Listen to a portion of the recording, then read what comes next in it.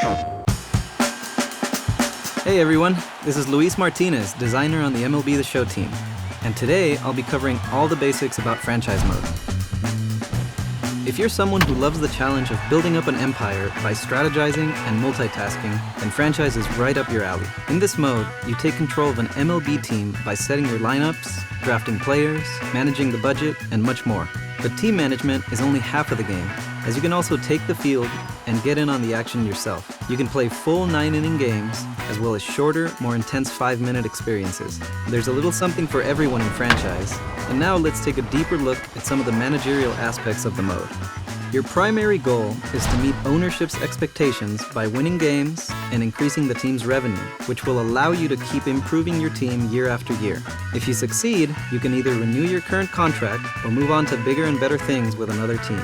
Running an awesome MLB team involves juggling quite a few tasks at once, and much like the leader of an expanding empire, sometimes you have to delegate. You can choose to have your staff handle certain areas of the team automatically, and that way you're only in charge of what's most important to you. Let's take a look at some of these franchise responsibilities. First up, we've got coaching tasks, which include filling your team's lineups and rotation with the best mix of players that'll win you ball games while keeping player morale high. Next up, we've got player development tasks. Within franchise mode, you start by scouting amateur players in order to get a clear picture of their talent level come draft time. Once signed, you'll have to train them properly and monitor their performance to turn them into the best players on the field. Developing your young players is of the utmost importance, but it's not the only way to build a winning team, which brings us to general manager tasks. These include making trades with other teams by using the robust trade finder or signing some of the very best players in the league when they become free agents.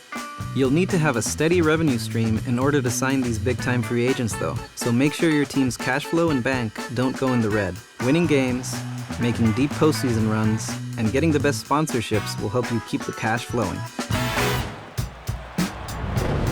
Now that you're familiar with the management aspects of franchise mode, let's talk about all the different ways you can go out and play your team's games. You've got the traditional full 9-inning experience of either playing or managing a game, and there are also shorter game experiences that don't compromise your impact on the outcome.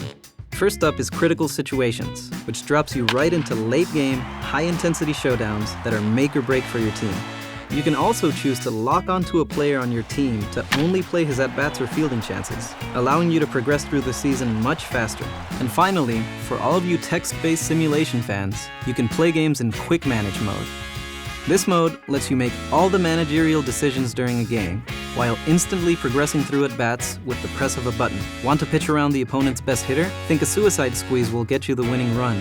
You can make all of these decisions and more in Quick Manage. In addition, if you want to take part in the action on the field yourself, you can jump back and forth between managing and playing as many times as you'd like during a game. As you can see, there's a ton of stuff for everyone in franchise mode, and we'll cover all of this and more during our Twitch stream this Thursday. Thanks for watching, and we'll see you all on the field when MLB The Show 17 launches on March 28th.